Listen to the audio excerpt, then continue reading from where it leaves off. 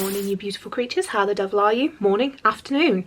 How the devil are you? I hope you're well. If you're new here, my name is Lou, or Lucifer, as my friends like to call me. By my friends, I mean my ever-growing army of demons. I am back. Gareth is not with me today because he's sleeping, getting ready for work. I am going to see War of the Worlds. I am so freaking excited. As you can tell from my t-shirt, I got my dad some tickets to go and see it. So this one's really exciting because Charlie from Busted and Raoul from Enter Shikari are also in it, and I love both, so that's going to be very interesting. War of the Worlds has been a massive part of like my childhood growing up, this, that and the other, and it's really special to my dad as well. So I'm going to vlog it. I'm going to show you the merch, I'm going to show you bits and pieces from the concert, and yeah, we're going to have a bloody good time doing it. So I hope you have a horrible time in the best possible way. Ooh la. And we are here. We had a hot second, but we're finally here. Are you excited? Yes. He's very excited. We were at Sheffield Arena this time. Never been here before, so it'll be very interesting to see what the inside looks like. Don't you worry, I will show you, my loves. Give you all the tea, all the drama. So altogether we got a cider, a water and 2 cheesy chips, and it was 23 quid. Yeah. Not surprised really. First time I've had like arena food, but yeah, fine. Not expecting anything different. The queue for the merch is horrendous. I will try my best to get down there, but right now, oh boy, it's looking rough. But yeah, hopefully we'll be going up soon. Okay, so this is what the merch offering is looking like. They've even got frigging socks as well, amazing. All of your standard t-shirts are about £30. You've got hoodies, which is 60. Yeah, all the t-shirts seem to be between 20 and 30. Socks are 20 quid. Mugs, 15 quid. Brochures, 15 quid. Oh, they've got keychains as well, 10 quid. So, oh, posters as well, they're 10 quid as well. So that's kind of the price range you're looking at for your merch. I do like it. This is where we are sat. Bada bing, bada boom. You're welcome. We've got a pretty decent view. There we go. Wow. We're here and I am queer. The set keeps doing fancy things and I'm here for it. It's looking a lot more futuristic, a lot more, I wouldn't say steampunk because the previous one looks a lot more steampunk, but this one looks, yeah. There's definitely something going on. We've got 10 minutes before the show starts. Oh my god! The musicians have started taking their place. This is very exciting. Honestly, they are so good. Yeah, there they go. They are incredible. Absolute silence. Everybody's getting ready.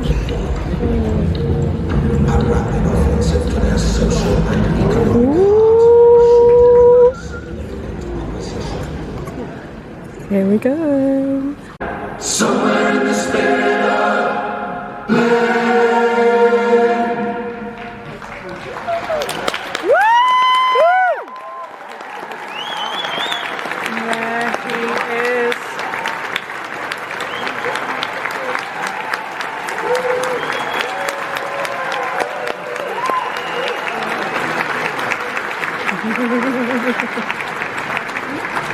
was having the gift of foresight.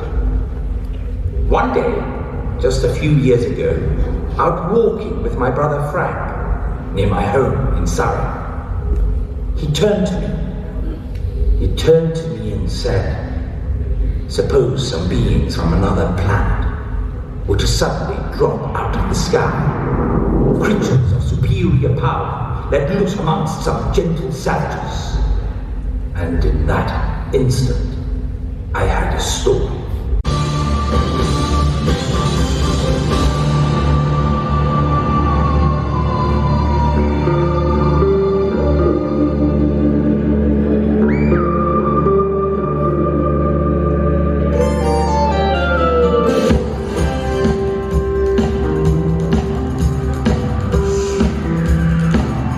At midnight on the 12th of August, a huge mass of luminous gas erupted from Mars and sped towards Earth. I made contact with Owen via the astronomer, and we hurried to his observatory. Across 200 million miles of void, invisibly hurtling towards us, volcanic explosion was in progress. But he was convinced there could be no living thing on that remote, forbidding planet. The chances of anything coming from Mars are a million to one, he said. The chances of anything coming from Mars are a million to one, but still they come.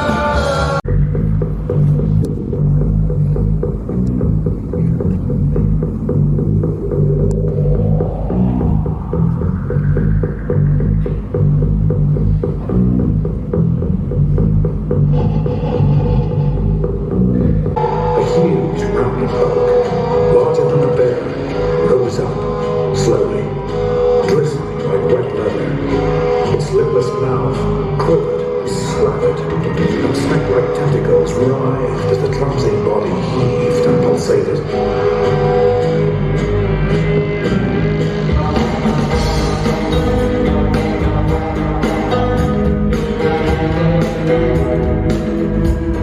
Was instantly turned to fire. Every tree and bush became a mass of flames at the touch of this savage, unearthly heat ray.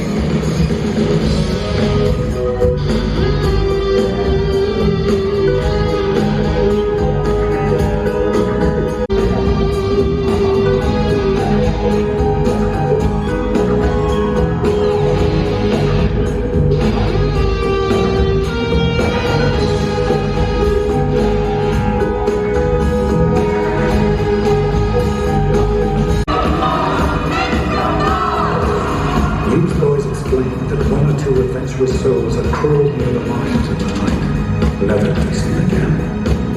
Yet around me, the daily routine of life, working, eating, sleeping, was continuing serenely as it had for countless years.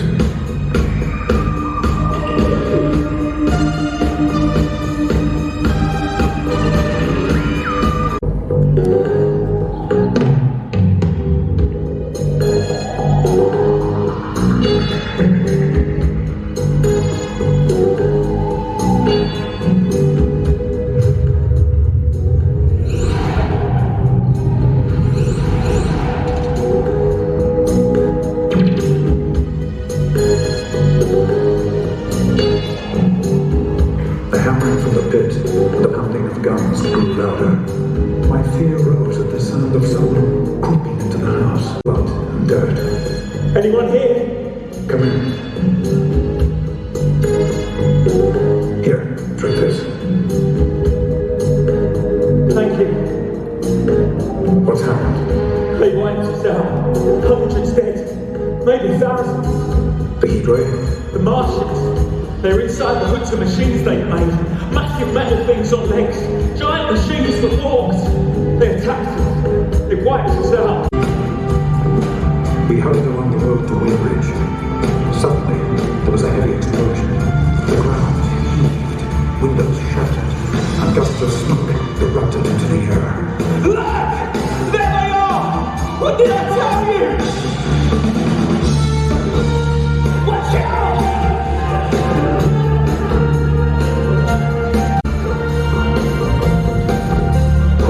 One after the other, four of the fighting machines appeared, monstrous tripods higher than the tallest steeple, striding over the pine trees and smashing them. Walking engines of glittering metal. Each carried a huge funnel, and I realized with horror that I'd seen this awful thing before.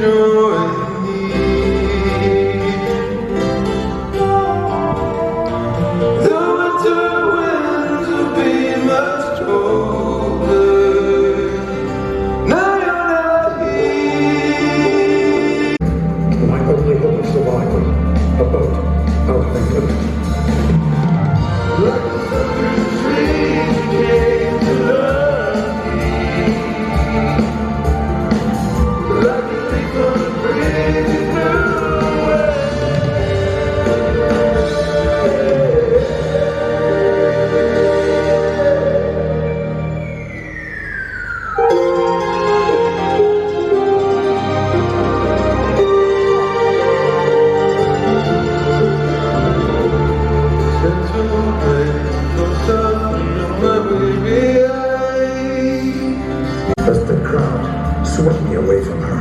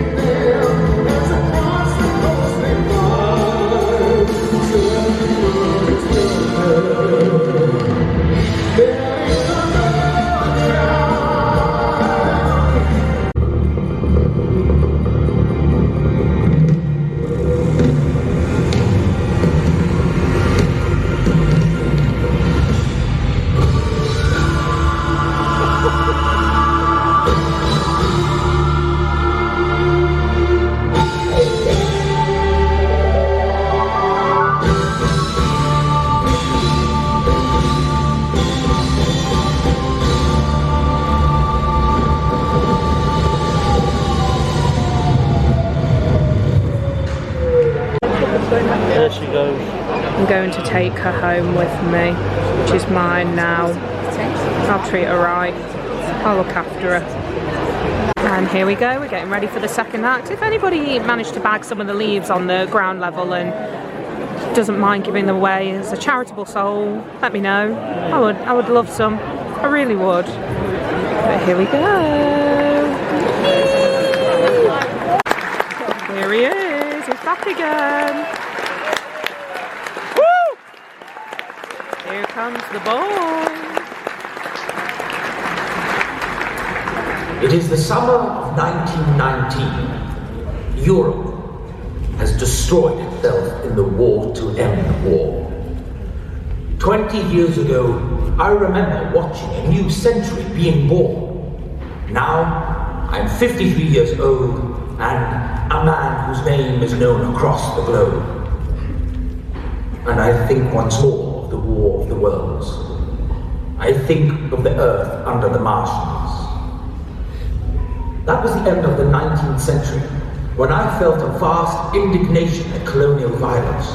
I was writing of crimes committed in Tasmania, of foreign wars waged far away in the name of our great Queen Victoria. I tried to work for the exactness of the new art of photography, so my extraordinary story would have the reality of fact. The magnificent fighting machines standing sentinel over the fields of England. Green fields turned red.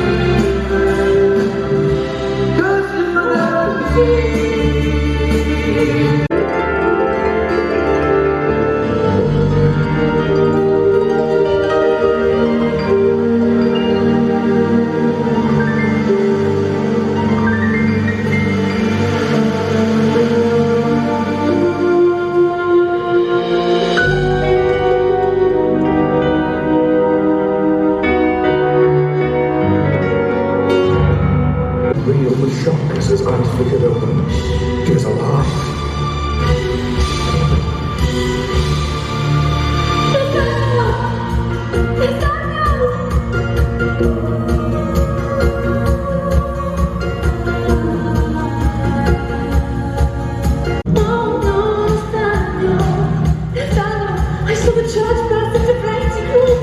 Don't touch me! It's me!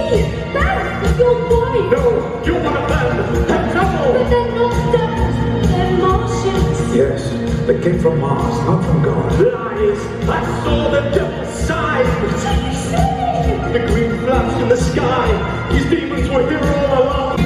Incarnation of Satan's creation of all that we read! When the demons arrived, alive of their back not dead!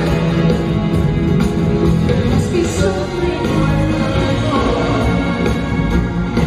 there must be something worth trying for. Even something's worth dying for. There has to be a way that we can restore to life the love we used to know. There must be more to life. There has to be a way that we can restore to life the life that we have known. I shall burn them with my holy cross! And to hell with the spirit of man! No, Parson, no. The curious eye of a Martian appeared at the window slit, and a menacing claw explored the room. I dragged the parson down to the coal cellar. I heard the Martian fumbling at the latch. It understood doors. In the darkness, I could see the claw touching things. Walls, coal, wood. And then it touched my foot. Different bodies according to their needs. In a sexual world, they were without sex, without the tumultuous emotions that arise between man and woman. They never tired, never slept, and never suffered, having long since eliminated from their planet the bacteria which cause all fevers, cancers, and other morbidities.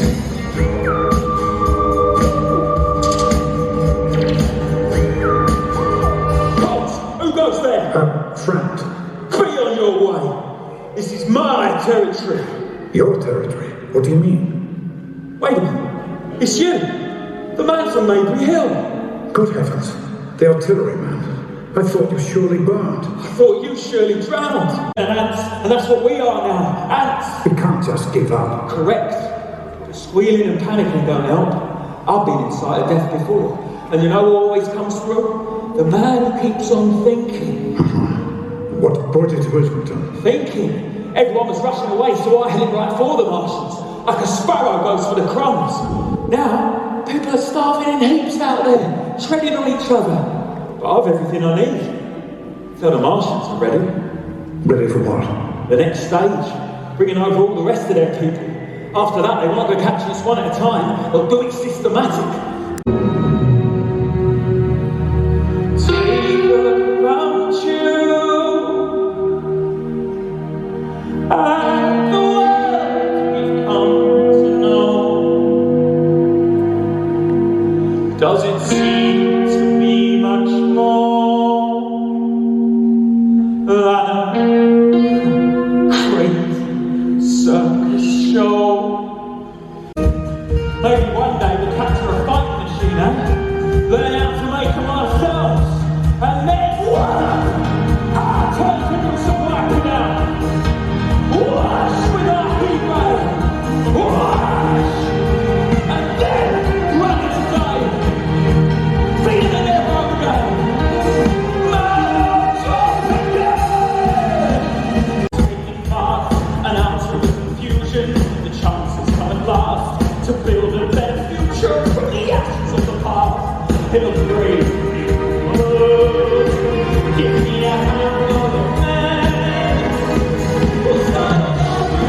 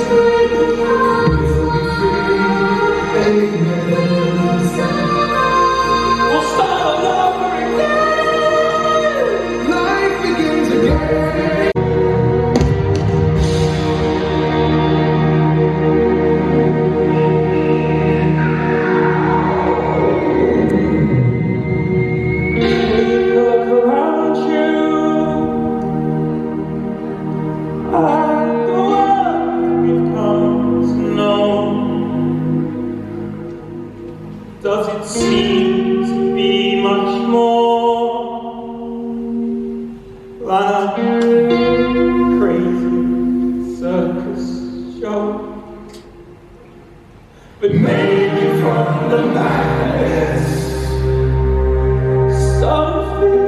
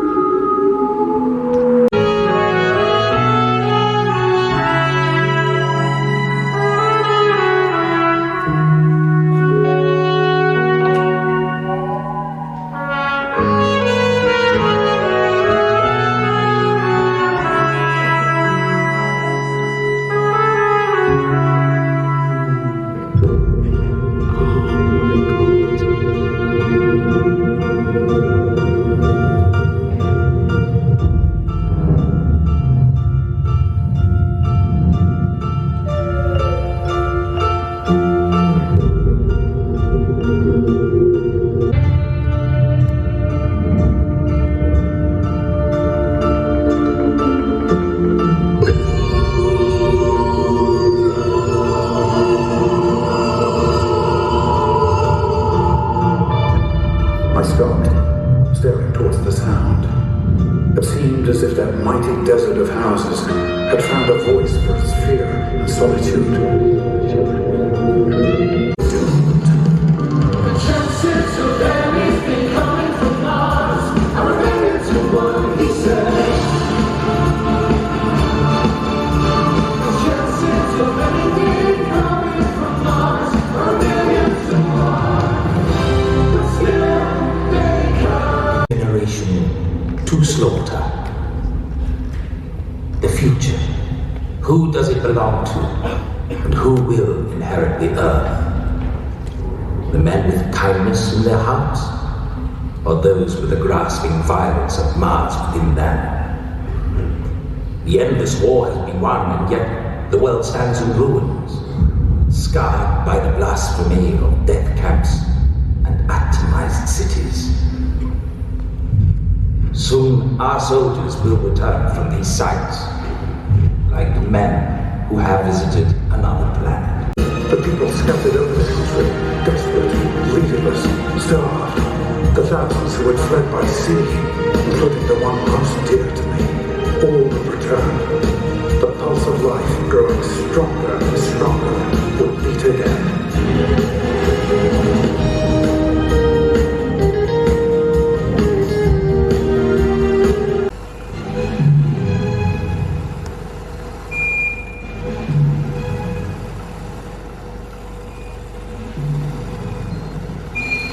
Looking good.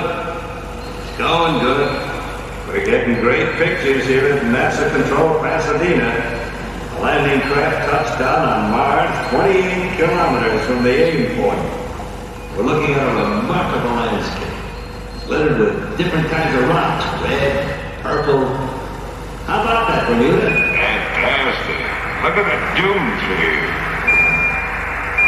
Wait, I'm getting a no-go signal. Houston, come in. What's going on? Tracking station 43, Canberra. Come in, Canberra. Tracking station 63. Can you hear me, Madrid? Can anybody hear me? Come in. Come in.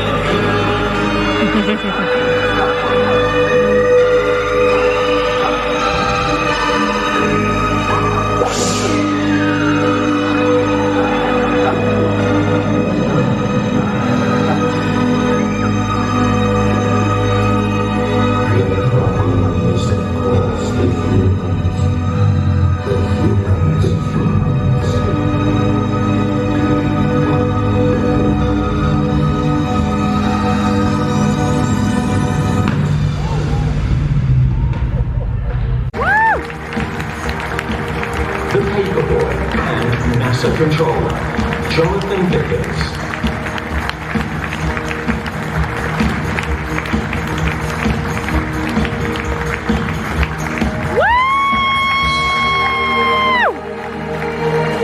The soft thoughts of the journalist, Charlie Simpson.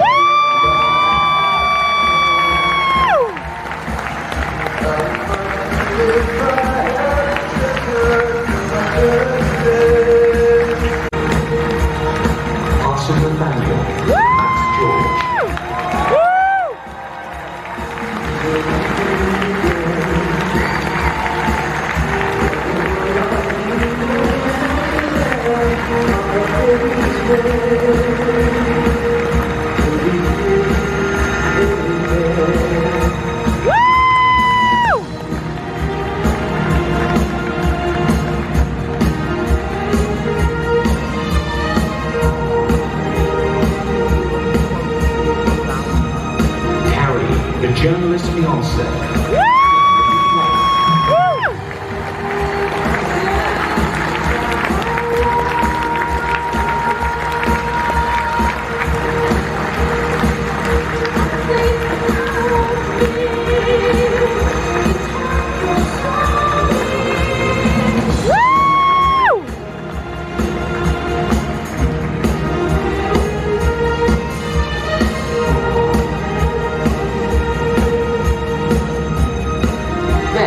The Martians wife.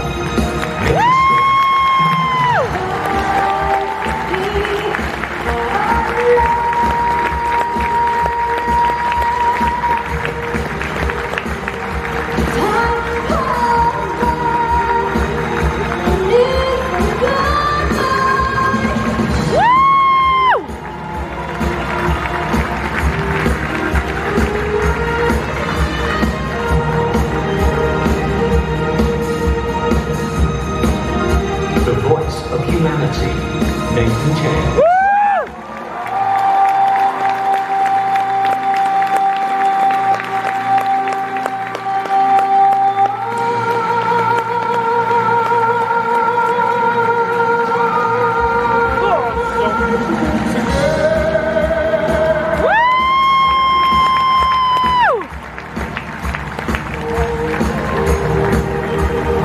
The artillery.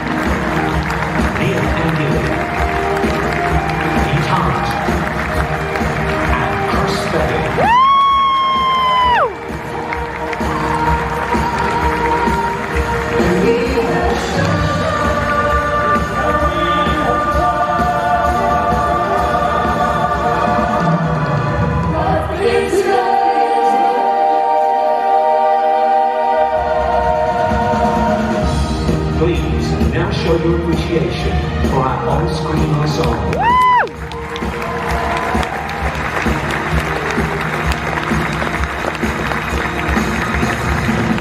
And the journalist, Liam Neeson. Go on, Liam!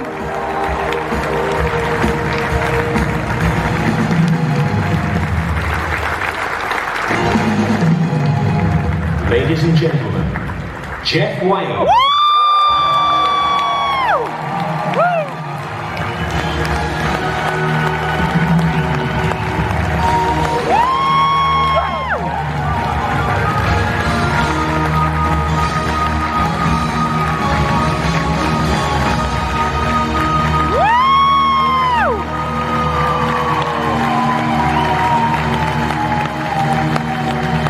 And we are back again. By we, I mean me. Yowie wowie, what a time. I didn't realise how late it would be. Gee whiz. I mean, I'm so used to going to gigs and stuff like that and the curfew being 11 o'clock. Fine, but I didn't realise that this would be 11 o'clock. I said, mate, I'm feeling it. I am feeling it, truly. Maybe I'm getting too old for this. We move. That was awesome. That was so, so cool. Dad loved it. War of the Worlds has been really special to me and to him. It was really important to him growing up and he passed it on to me growing up. So that was a really nice kind of family moment, and it was just so nice. His favourite song is Thunderchild, and it was just so nice to see him so emotional, and yeah, that was freaking awesome. I have thoughts. So, on a whole, amazing. Absolutely amazing. Raoul and Charlie smashed it out of the park. I'm very selective and very picky with, because I've watched it so much, like the DVD versions, and then I obviously went to see it in 2017 or 2018, unsure. Yeah, I am very picky about the singers, and they were incredible. It was so nice to see like a different interpretation of the Artillery Man, where you could see the kind of PTSD and the madness kind of setting in a completely different way, and it was just, oh my gosh, it was so good. And the moment where Raoul was using a trumpet before it went into Dead London. Dead London has never been one of my favourites, but that moment, that's going to stay with me. That was incredible, just the sheer hopelessness of it. And oh, well, I could go on for it for ages. Yeah, like the production of it, everything like that, so cool. I mean, it's War of the Worlds, you know, it's phenomenal. However, there were quite a few differences. I think one of the things that really bamboozled me was the start. Now, what happened when we went to see it, and it's on the DVD, the newer version of it, is the astrologers will tell you all about like, oh, they can see a green flare, very exciting. And then you get the pre-show with the Martians, and it's on the screen, and they're essentially telling you what they want to do, why the Martians are coming to invade Earth. However, we didn't get that on this one. We got H.G. Wells instead, which I love those segments. Those segments were really cool. They were really good fun, and they were very like political and really in depth with kind of the ideology of Martians and destruction and how it could be seen in this day and age, and particularly in today with everything going on in the world, which I thought was a really interesting move, and you know, very politically charged, but everyone wholeheartedly agreed it was fantastic. However, I feel like if you're an avid fan of it, if you know the story and you're familiar with it, you already know the kind of pretense of the Martians are coming over to invade Earth. However, if you're somebody new who's going into it, I don't know, I feel like it could have just, they could have still put that section in with the Martians to show this is what's happening, this is the reason why they're doing it. Otherwise, it just kind of, it doesn't really work. That context goes missing. My friend Max, you'll see him on the vlog at For the Love of Horror. Very exciting, very lovely. He actually had floor seats when he went to go and see it. And he told me that the astrologers were kind of walking around that area and doing the kind of pre-show there. So I thought that was a very interesting move, but I think you've got to be very cautious with something like that, because you're giving the audience, some of the audience, that context, and some of the audience you aren't. Obviously, if you're a fan of the story in general, you already know it's already there, but I just thought it was a very interesting move. I think that was my only like kind of takeaway from it. I'm not saying it's wrong, you know.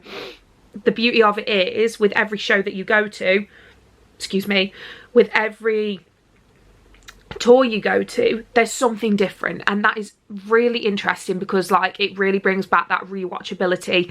Same with same with the musical side of it. So the my dates are terrible, so you're gonna have to forgive me on this one. I'm getting a lot of messages. So the original DVD, the sound of that album is very different to the remake. The sound is very different, it's more up to date, and once again with this tour they do that again.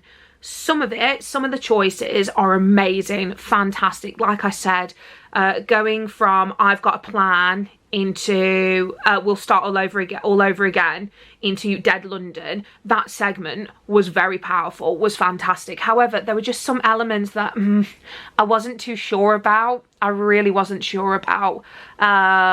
Red Weed, yeah, I think that was one where I was like, there was a lot going on with the piano. Obviously, you kind of get that in the first couple of incidents, but but I feel like it was really emphasised in this one, and I don't know, I think it just kind of went a bit too crazy for me at some points, and I was just like, please calm down. But that's just me. Again, like, all of this is up to interpretation, it's personal preference, that's just me.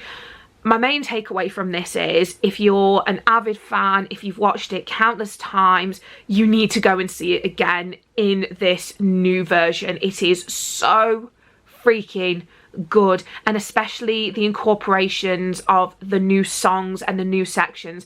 I mean, the bit where they had the song Thoughts of the Journalist and Carrie singing together in a duet, groundbreaking, loved it, fantastic, and it really emphasized that relationship between the two of them and like the whole hopelessness of it. It was just, I really love that. Forever Autumn is one of my favorite songs of all time, and just that, oh, I get so passionate about it.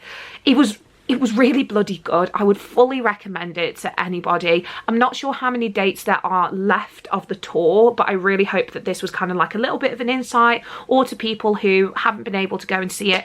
Ticket prices are just getting higher and higher and higher, and it does really suck. And, you know, I was very fortunate to get the tickets I did. The tickets I got were £40 for where we were sat. Obviously, depending on where you sit in an arena, depends on how expensive it is.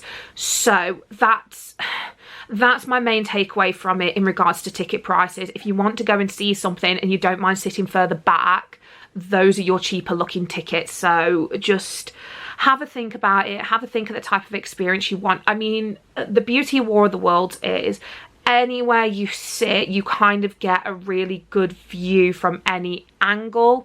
Obviously, people who got floor seats were like, their view was amazing, but it was nice because where we were sat, you could see them going up on the bridge and all the different sections with that. So it's a give, it swings and roundabouts depending on wherever you sit for a War of the Worlds concert. It's kind of a given with any of the concerts, but it's a concert like no other. It truly is one of the best things you will ever see. The stage production, the dedication of all the orchestra, Jeff Wayne, he just brings me so much joy. And all of the cast were amazing. They were absolutely fantastic. I could not rave about them enough. I've seen a lot of the merch as well is online, so if you do miss out when you go and see it in person, please don't worry, go on their website and a lot of it is still there. Not all of it, and I'm not sure when the new album's going to come out.